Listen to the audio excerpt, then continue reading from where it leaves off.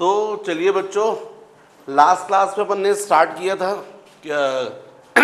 Complete किया था derivation intensity of electric field due to electric dipole on lateral position.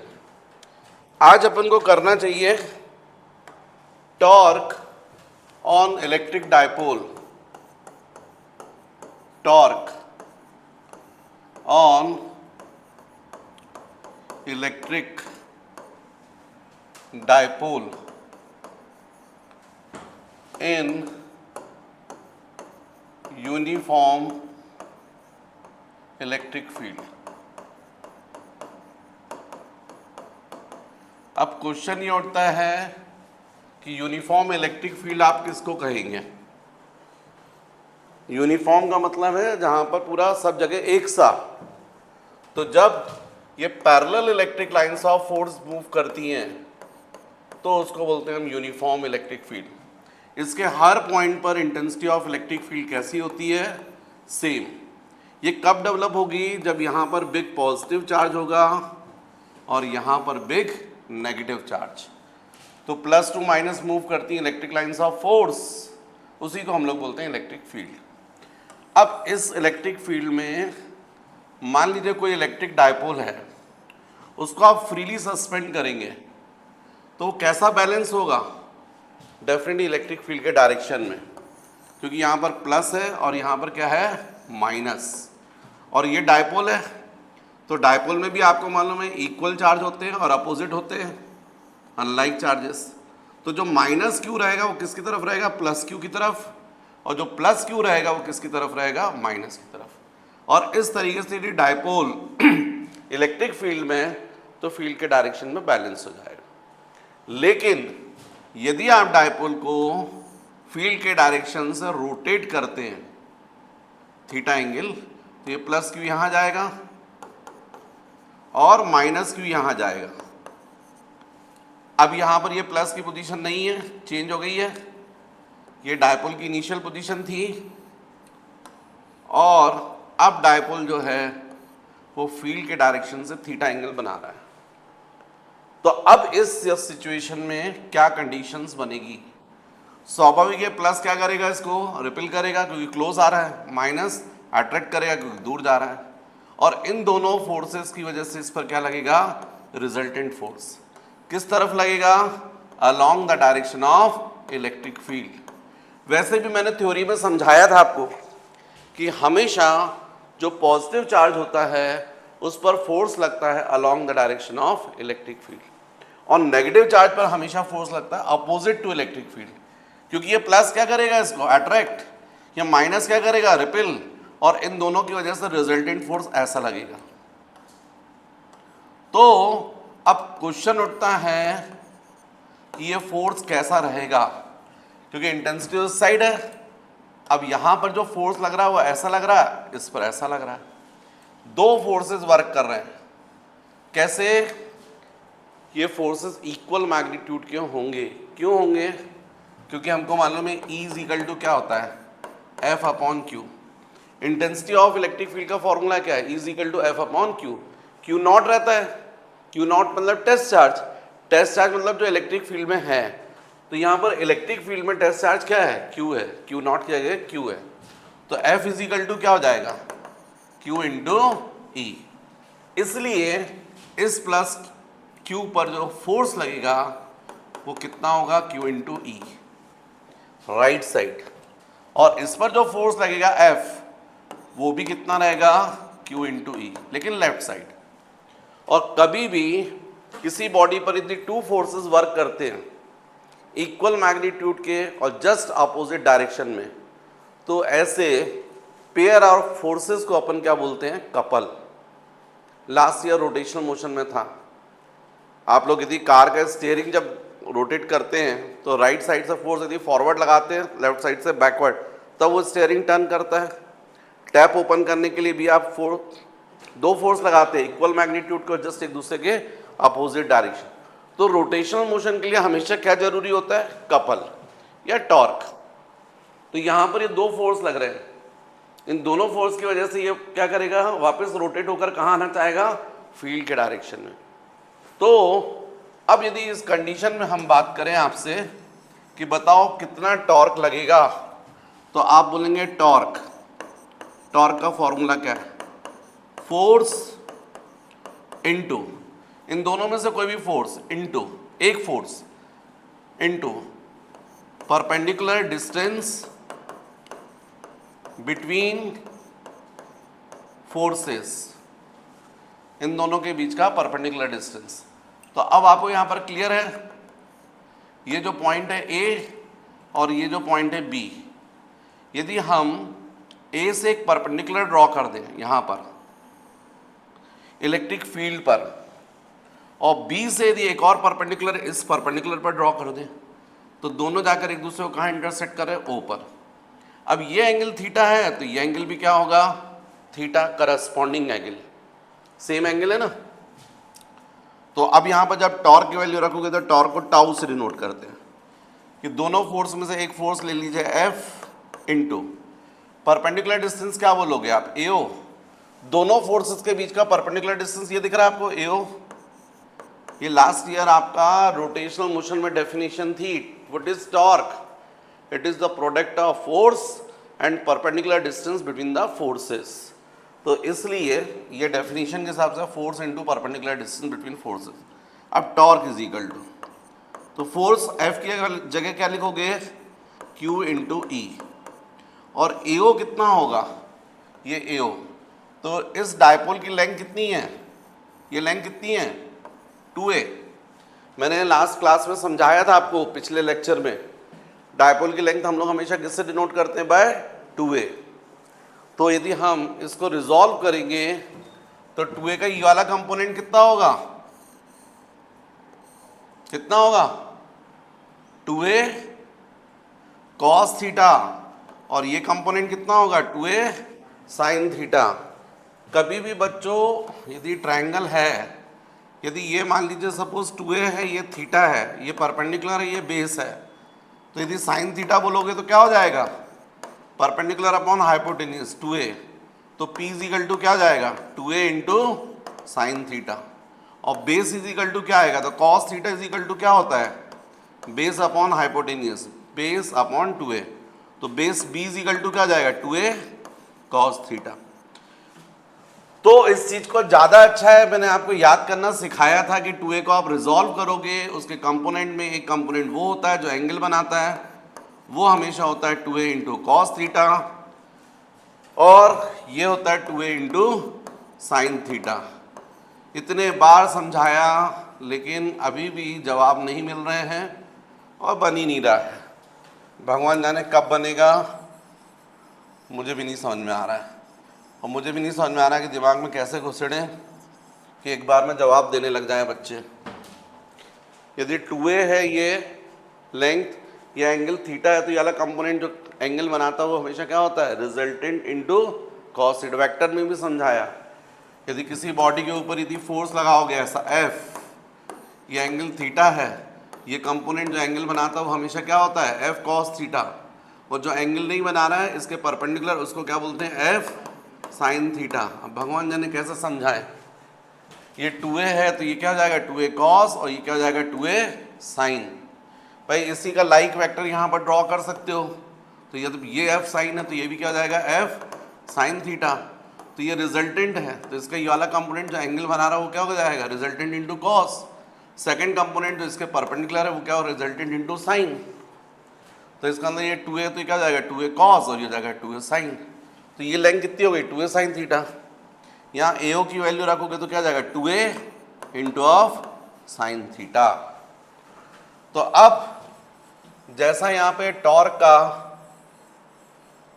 Derivation आया है, torque tau is equal to, ये होता है Q into 2a into of E into of sine theta. अब torque tau is equal to Q into 2a क्या होता है, dipole moment P, और ये जाएगा E इंटू साइन थीटा। तो ये होता है टॉर्क का फॉर्मूला। यदि किसी डायपोल को फील्ड के डायरेक्शन से आप थीटा एंगल रोटेट करेंगे तो उस पर कितना टॉर्क वर्क करने लगेगा, PE साइन थीटा। और यही टॉर्क की वजह से रोटेट होकर वापस कहाँ आना चाहेगा, फील्ड के डायरेक्शन में। तो यदि आप इसमें देखें first, if theta is equal to 0 तो साइन 0 इज इक्वल टू क्या होगा, 0, है ना। तो टॉर्क की वैल्यू भी क्या होगी, 0। तो बात सही है, थीटा इज इक्वल टू 0 मतलब टॉर्क किस डायरेक्शन में, फील्ड के डायरेक्शन में। फील्ड के डायरेक्शन में आप रोटेट ही नहीं कर रहे तो टॉर्क नहीं लगेगा। लेकिन यदि थीटा 90 होगा, if theta is equal to 90 तो साइन 90 की वैल्यू कितनी होती है, 1। ये कैसी होती है, मैक्सिमम। यहां पर आप मैक्सिमम वैल्यू रखकर मल्टीप्लाई करोगे तो प्रोडक्ट कैसा हो जाएगा, मैक्सिमम। मतलब इस वक्त टॉर्क कैसा लगेगा, मैक्सिमम। और कितना लगेगा, P इंटू ई। तो जब डायपोल को इलेक्ट्रिक फील्ड में आप फील्ड से परपेंडिकुलर रखोगे तो उस वक्त उस पर टॉर्क जो लगेगा वो कैसा लगेगा, मैक्सिमम। इस साइड फोर्स लगेगा, इस पर ऐसा लगेगा, और मैक्सिमम टॉर्क की वजह से जैसे छोड़ोगे तो वो रोटेट होकर कहाँ जाएगा, फील्ड के डायरेक्शन में, राइट। तो ये एक्सप्रेशन होता है फॉर टॉर्क। तो आप लोग को इसको कॉपी कर लेना चाहिए। तो बच्चों नेक्स्ट हेडिंग होनी चाहिए आपकी work done for rotating electric dipole in uniform electric field.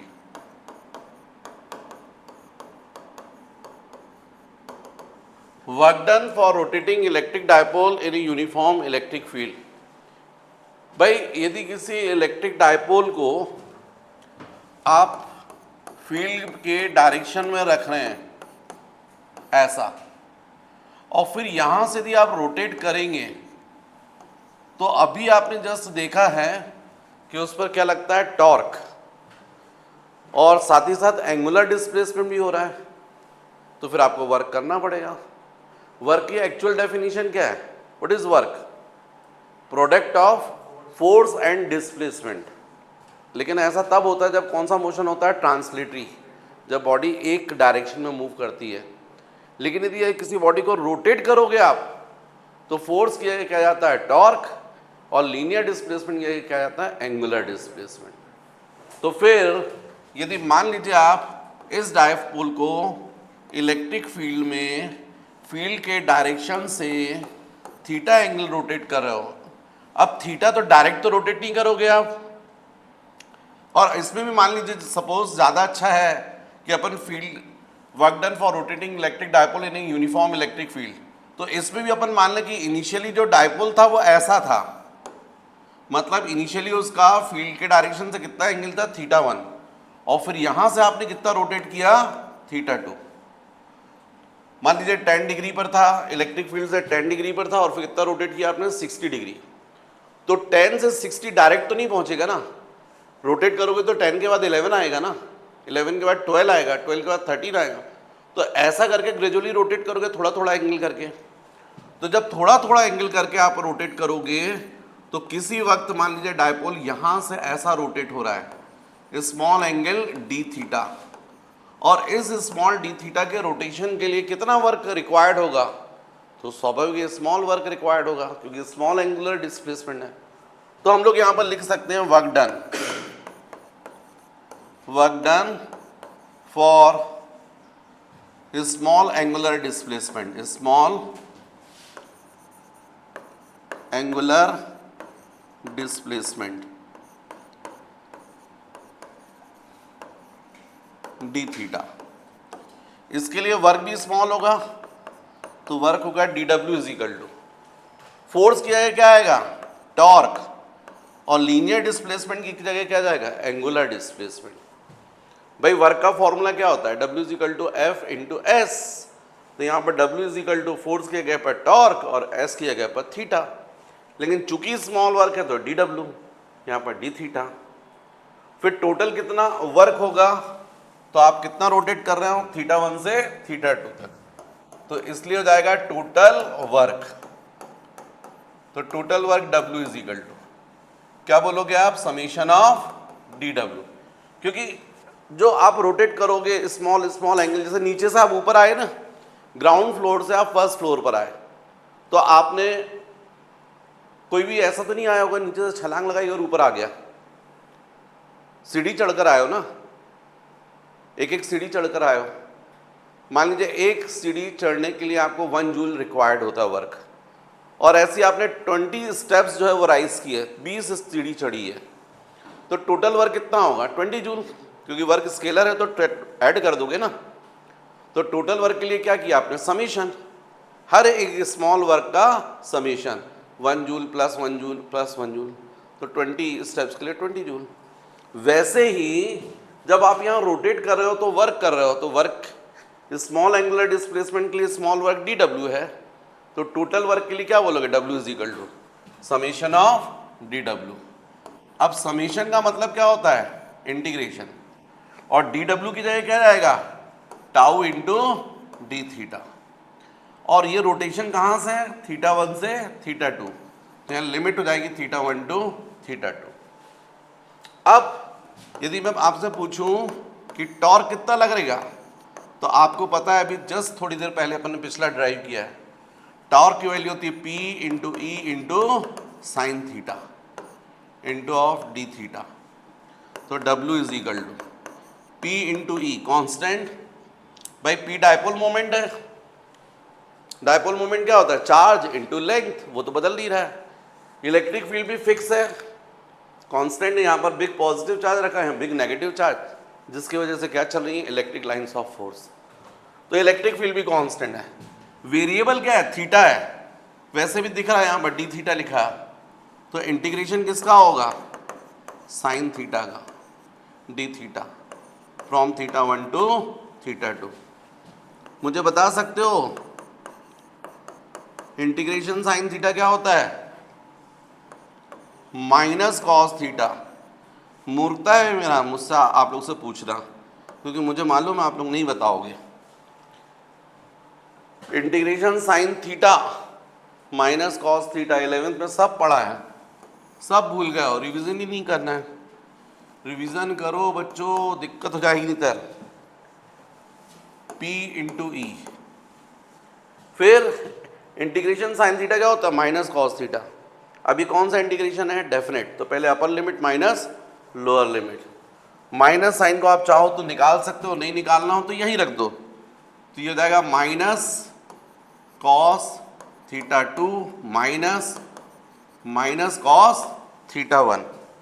ये पूरा फंक्शन है माइनस कॉस थीटा, इसमें पहले अपर लिमिट रखोगे, फिर माइनस, इसी में माइनस कॉस θ1 लोअर लिमिट, तो ये W इज इक्वल टू हो जाएगा P इंटू ई, यहाँ माइनस माइनस प्लस, तो ये जाएगा कॉस θ1 माइनस कॉस θ2। तो आपको फॉर्मूला मिलेगा वर्क के लिए, W is equal to P E into cos θ1 minus cos θ2। जब आप डायपोल को फील्ड के डायरेक्शन से θ1 एंगल पर रखेंगे और वहाँ से θ2 एंगल रोटेट करते हैं, तो कितना अमाउंट ऑफ वर्क रिक्वायर्ड होता है, P into E cos θ1 minus cos θ2। Copy कर लीजिएगा। तो बच्चों ये वर्क की जो वैल्यू आई है, पहले आपको बताया कि ये यूनिफॉर्म इलेक्ट्रिक फील्ड है, और इसमें ये इलेक्ट्रिक डायपोल जो है इनिशियली फील्ड के डायरेक्शन से θ1 पर था और फिर θ2 पर, तो उस कंडीशन में आपने वर्क की वैल्यू निकाली है P into E into cos θ1 minus cos θ2। पर यदि इनिशियली डायपोल फील्ड के डायरेक्शन में ही रहता ऐसा, और वहां से यदि थीटा एंगल रोटेट करते, तो कितना वर्क रिक्वायर्ड होता, तो इनिशियली फील्ड के डायरेक्शन का मतलब θ1 इज इक्वल टू क्या हो जाता है, 0, और फिर आप रोटेट कर रहे हो तो θ2 की जगह क्या जाएगा, थीटा। तो फिर अब इसमें वैल्यू रखोगे तो फिर वर्क का फॉर्मूला निकल आएगा, work is equal to P into E, यहाँ पर आ जाएगा cos 0 minus cos theta two की जगह थीटा, तो W इज इक्वल टू जाएगा PE into 1 minus cos theta. तो याद रखो, यदि फील्ड के डायरेक्शन से रोटेट करते हैं तो वर्क की वैल्यू होती P into 1 minus cos theta, और किसी थीटा 1 से थीटा 2 रोटेट करते तब ये फॉर्मूला, राइट। जल्दी से कॉपी करो बच्चों। इलेक्ट्रिक फील्ड जो है उसमें जब हम डायपोल को कैसा रखते हैं, फील्ड के परपेंडिकुलर, तो इसको बोलते हैं स्टैंडर्ड पोजीशन। ऐसा यहां पर डायपोल को रखते हैं, ना तो फील्ड के डायरेक्शन में ना तो ऑपोजिट, उसके ठीक परपेंडिकुलर, तो इसको बोलते हैं standard position. Theta 1 is equal to कितना जाएगा 90, फील्ड से कितना एंगल बनना 90, और फिर यहां से यदि अपन रोटेट करते हैं कोई डिफरेंट एंगल, तो फिर हमको वर्क रिक्वायर्ड होता है, और जितना वर्क रिक्वायर्ड होता है वो पूरा का पूरा स्टोर होता है इस डायपोल में एनर्जी के फॉर्म में। उसी को बोलते हैं potential energy of electric dipole. तो when electric dipole rotates in a uniform electric field from its standard position to any position, then the amount of work required is stored in form of energy. This energy is called potential energy of electric dipole. It is denoted by capital U. तो इसका मतलब जो आप rotate करोगे तो फिर से वही कंडीशन बनेगी, 90 से डायरेक्ट थीटा थोड़ी रोटेट कर दोगे, थोड़ा एंगल रोटेट करोगे, फिर थोड़ा एंगल रोटेट करोगे, फिर थोड़ा। हर स्मॉल रोटेशन के लिए स्मॉल वर्क रिक्वायर्ड होगा। तो स्मॉल वर्क कितना होगा, तो work done for small displacement, work done for small angular displacement d theta के लिए, d W is equal to अभी भी क्या होगा tau into of d theta. तो अभी भी total work W is equal to वैसे ही निकालेंगे क्योंकि यही तो वर्क पोटेंशियल एनर्जी है। तो आप बोलोगे इंटीग्रेशन ऑफ डी डब्ल्यू मतलब tau into of d theta, कहाँ से कहाँ 90 टू थीटा, फिर W is equal to integration torque की जगह कितना जाएगा P into E into sine theta into d theta, यहाँ पर 90 आ जाएगा, यहाँ पर थीटा जाएगा, तो W is equal to P into E, integration sine theta फिर से क्या हो जाएगा माइनस कॉस थीटा, ये जाएगा 90 to theta, means W is equal to P into E, यहाँ पर आ जाएगा माइनस कॉस थीटा की जगह पर थीटा माइनस कॉस 90, कॉस 90 कितना होता है 0, तो W इज इक्वल टू जाएगा minus P into E into cos theta. और यही वर्क तो पोटेंशियल एनर्जी है। पोटेंशियल एनर्जी जो है हम उसको किससे डिनोट करते हैं, U से, तो U is equal to W, तो U is equal to minus P into E into cos theta. ये फॉर्मूला होता है पोटेंशियल एनर्जी का, potential energy of electric dipole in uniform electric field, U is equal to minus PE cos theta. Copy कर लीजिएगा। तो बच्चों अपन ने सबसे पहले जो पढ़ा हुआ था वो मैंने आपको चार्जेस बताए थे, charge on proton, charge on electron, वो आप लोगों को पता है, उस पर बेस्ड क्वेश्चंस कर लिए, फ्रिक्शनल इलेक्ट्रिसिटी डिस्कस हो गया था, कूलम्स इनवर्स स्क्वायर लॉ तक हो गया था, उसके बाद क्वेश्चंस किए थे। फिर अब अपन को क्वेश्चंस करने हैं बेस्ड ऑन इलेक्ट्रिक फील्ड। पर उसके पहले अपन देखें, जो अपन ने थ्योरी रिवाइज की थी तो अपन ने क्या किया था, यूनिट पॉजिटिव चार्ज। मैंने आपको समझाया था what is unit positive charge. Unit positive charge का मतलब 1 कूलम चार्ज। ये इलेक्ट्रोस्टैटिक्स में कैसी वैल्यू है, स्टैंडर्ड वैल्यू है, इसी के बेसिस पर सारी डेफिनेशंस डिफाइंड है। तो जैसे बताया था मास की स्टैंडर्ड वैल्यू 1 kg, लेंथ की 1 मीटर, वैसे ही यहाँ पर इलेक्ट्रोस्टैटिक्स में स्टैंडर्ड वैल्यू क्या होती है, यूनिट पॉजिटिव चार्ज। लेकिन मैंने ये भी समझाया था कि नहीं भाई ये प्रैक्टिकली बहुत बड़ी वैल्यू है, इतना बड़ा चार्ज पॉसिबल नहीं है। क्यों? क्योंकि इसको प्रोड्यूस करने के लिए हमको कितने इलेक्ट्रॉन रिमूव करने पड़ते हैं बॉडी से, 6.25 इंटू 10⁻18। ये पूरा मैंने आपको डिटेल में समझाया था। उसके बाद आपने देखा था इंटेंसिटी ऑफ इलेक्ट्रिक फील्ड, तो what is intensity of electric field? Intensity of electric field at any point is equal to the force experience by unit positive charge when placed at that point.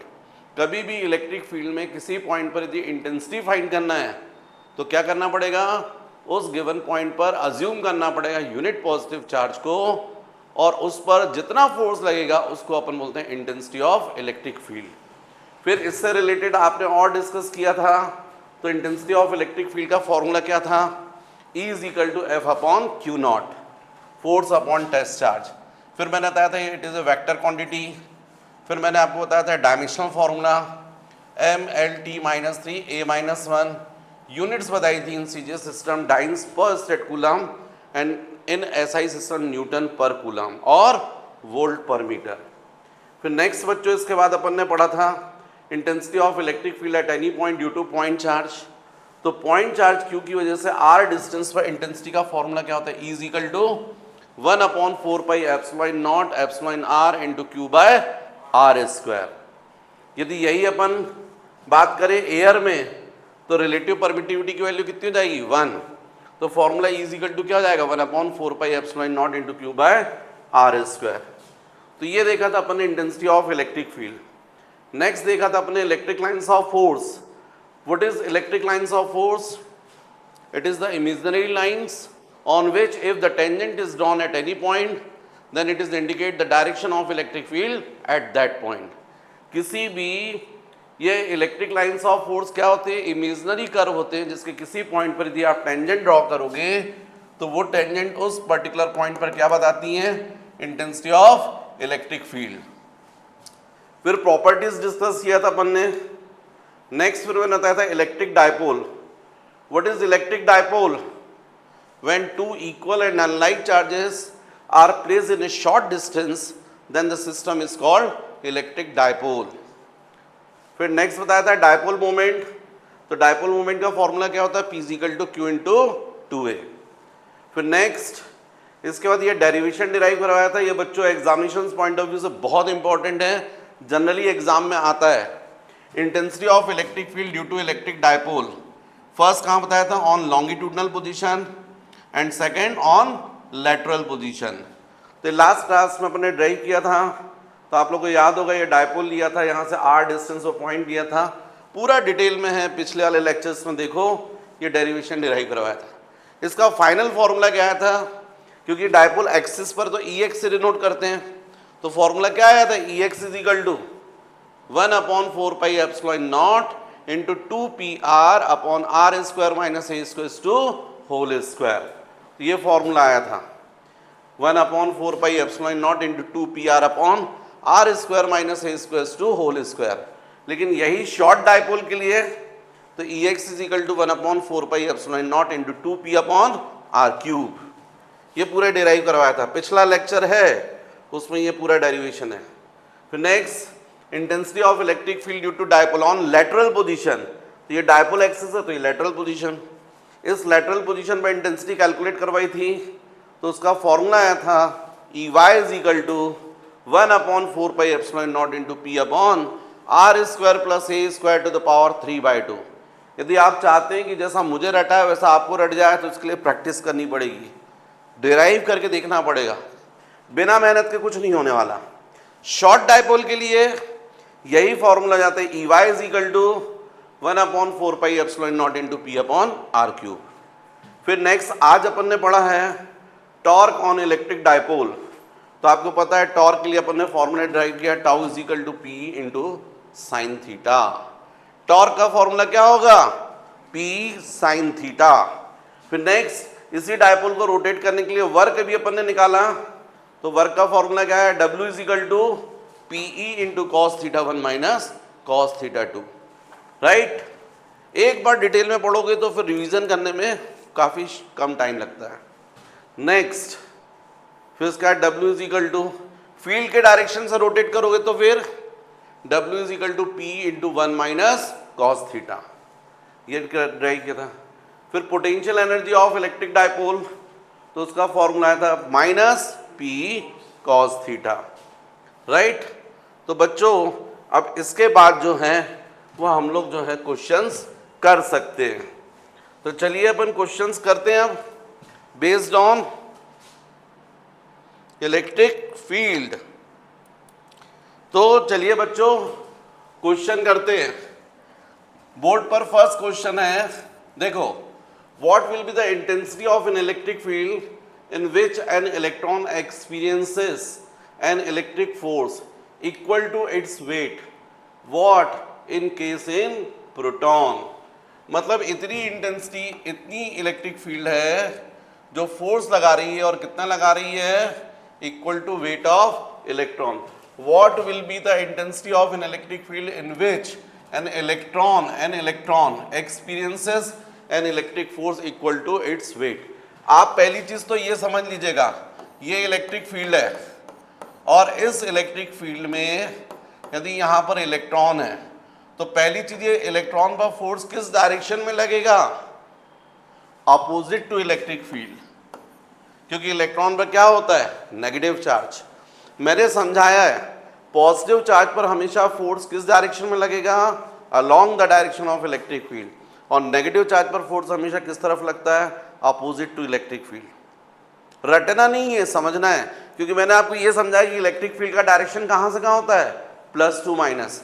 मतलब यदि यहाँ पर कोई positive charge है, ये negative charge है, आपसे question किया जाए बताओ यहाँ पर इलेक्ट्रिक फील्ड किस डायरेक्शन में है, तो आपको मालूम है किसी भी पॉइंट पर यदि आपको इलेक्ट्रिक फील्ड बताना है, इंटेंसिटी ऑफ इलेक्ट्रिक फील्ड, तो वहाँ पर क्या रखना पड़ेगा, यूनिट पॉजिटिव चार्ज को, क्योंकि डेफिनेशन क्या है, intensity of electric field at any point is equal to force experience by unit positive charge when placed at that point. Intensity किसके इक्वल होती है, फोर्स के ऊपर। कौन सा फोर्स, किस पर फोर्स, यूनिट पॉजिटिव चार्ज पर। तो आपको क्लियर, ये प्लस क्या करेगा, रिपेल करेगा, माइनस क्या करेगा, अट्रैक्ट। नेट फोर्स किस तरफ लगेगा, प्लस टू माइनस। इसीलिए इंटेंसिटी का डायरेक्शन हमेशा कहाँ से कहाँ होता है, प्लस टू माइनस। अब यदि यहाँ पर पॉजिटिव चार्ज रखोगे तो प्लस इसको रिपेल करेगा, माइनस उसको अट्रैक्ट करेगा। तो नेट फोर्स कैसा लगेगा, इस साइड मतलब इलेक्ट्रिक फील्ड के डायरेक्शन में। और इसी की जगह पर यदि आप नेगेटिव चार्ज रख दोगे, यहाँ पर माइनस चार्ज रखोगे, तो प्लस उसको अट्रैक्ट करेगा, ये माइनस रिपेल करेगा। अब नेट फोर्स कैसा लगेगा, इस साइड, मतलब अपोजिट टू इलेक्ट्रिक फील्ड। तो इसलिए बच्चों हमेशा पॉजिटिव चार्ज पर फोर्स लगता है along the direction of electric field, और नेगेटिव चार्ज पर फोर्स लगता है अपोजिट टू इलेक्ट्रिक फील्ड। अब यहाँ पर इलेक्ट्रॉन है, ये इलेक्ट्रिक फील्ड है, फोर्स लगना है, और कितना इलेक्ट्रिक फोर्स बोल रहे हैं, equal to weight of electron, मतलब me into of g। Weight मतलब m into E, mass into g। तो अब जैसा हमको क्वेश्चन में बोला गया है, तो F is equal to mg। इस पर फोर्स कितना लगेगा, इलेक्ट्रॉन पर फोर्स, तो हम लोग जानते हैं by definition E is equal to क्या होता है, F upon Q। F is equal to Q into E. Electron पर कितना चार्ज होता है, E, स्मॉल e, तो ये आ जाएगा। तो जैसा हमको थ्योरी में दिया है, क्वेश्चन में दिया है, उस बेसिस पर फोर्स बोला गया है equal to weight of electron. लेकिन हम लोग अपनी थ्योरी से जानते हैं E इज इक्वल टू होता है F अपॉन Q, तो F इज इक्वल टू क्या होगा, Q इंटू ई। और इलेक्ट्रॉन पर चार्ज कितना होता है, स्मॉल e, तो कैपिटल E। ये हो गया 2। यदि दोनों को इक्वेट कर दोगे तो क्या बोलोगे, बाय 1 एंड 2 क्या बोलोगे, E into E is equal to M E into of G. Find क्या करना है अपन को, what will be the intensity of electric, E find करना है, कैपिटल E। तो E इज इक्वल टू क्या होगा, M E into G upon E. केवल इसमें वैल्यू रखोगे, आंसर आ जाएगा। E is equal to mass of electron बोलो 9.1 into 10 to the power minus 31। जी की वैल्यू बोलो 10, ई की वैल्यू बोलो 1.6 into 10 to the power minus 19। इतना फोर्स लगेगा, सॉल्व करने पे आ जाएगा। और डायरेक्शन क्या होगा बच्चों, अपोजिट टू इलेक्ट्रिक फील्ड। यहाँ पर वर्टिकली डाउनवर्ड लिखा है एक्चुअली में, तो उनने इसको ऐसा समझ लिया है क्वेश्चन को, क्योंकि ज़रूरत नहीं है इसमें वर्टिकली डाउनवर्ड, ये तो अपन को बोलना चाहिए अपोजिट टू इलेक्ट्रिक फील्ड, पर सही मायने में यदि ऐसा है, मान लीजिए ये है इलेक्ट्रॉन, तो इलेक्ट्रॉन का वेट किस तरफ होगा, डाउनवर्ड, है ना।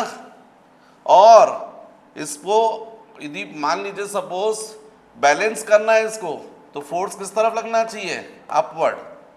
फोर्स किस तरफ लगना चाहिए, अपवर्ड।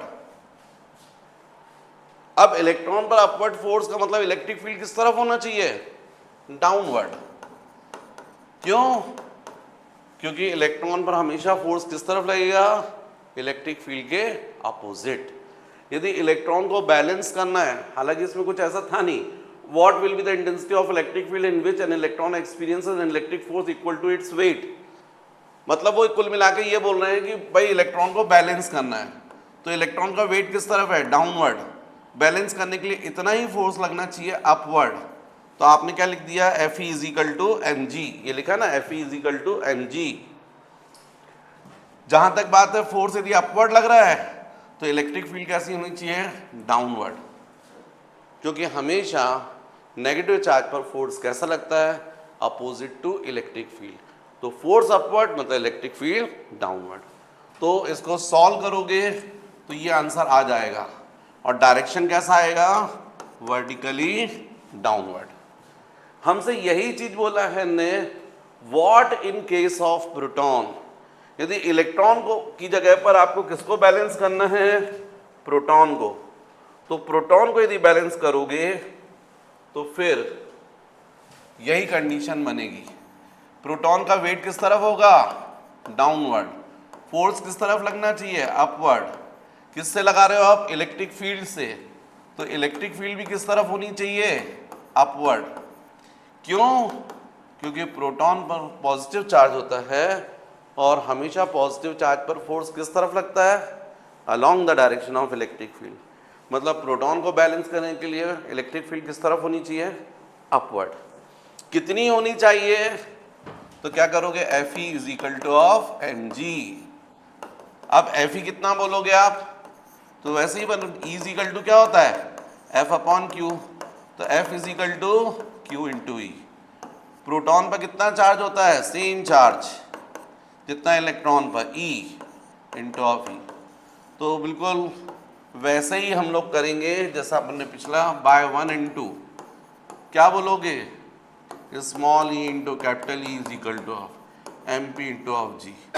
तो E is equal to MP into G upon E। यहाँ पर वैल्यू रख दो, मास ऑफ प्रोटॉन बोलो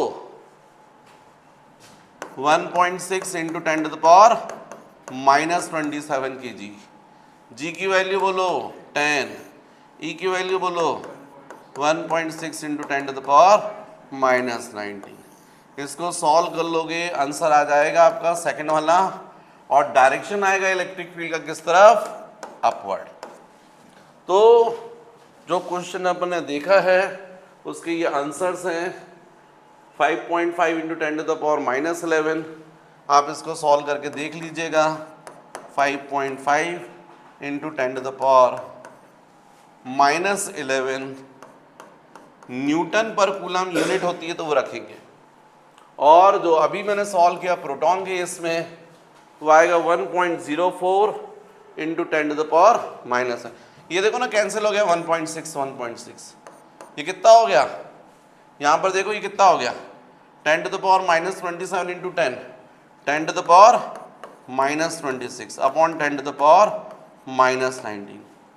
अब आपको क्लियर दिख रहा है, 19 कैंसिल हो गया, कितना बचा, 10 टू द पावर -7 न्यूटन पर कूलम, राइट। तो ये हो गया बच्चों question number 1। Next question number 2 board पर है, देखिए आप question number 2। An alpha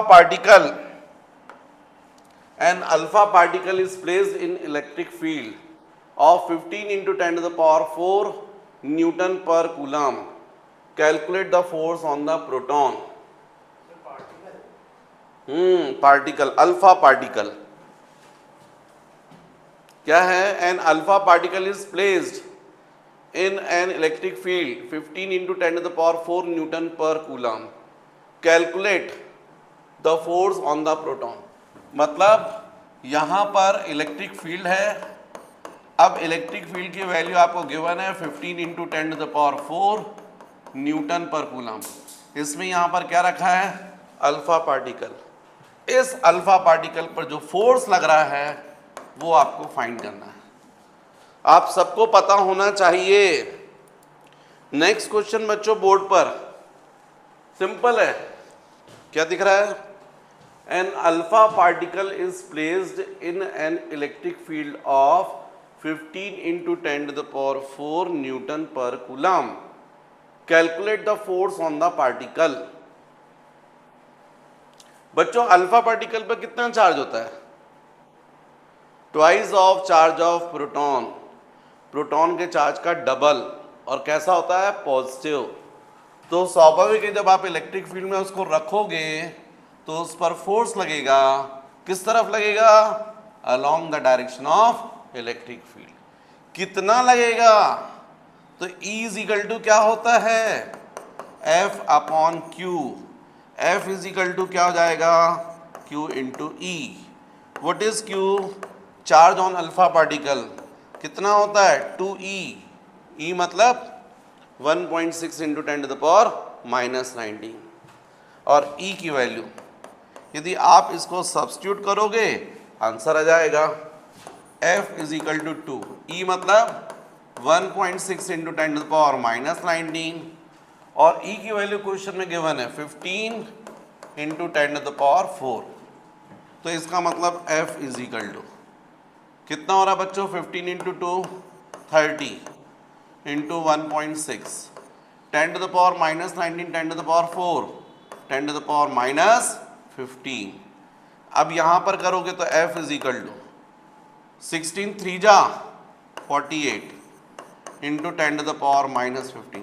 point से 0 कैंसिल हो गया तो आंसर क्या आ रहा है, 4.8 इंटू 10⁻⁻14। ओके, क्या करना है, 10 से मल्टीप्लाई और 10 से डिवाइड।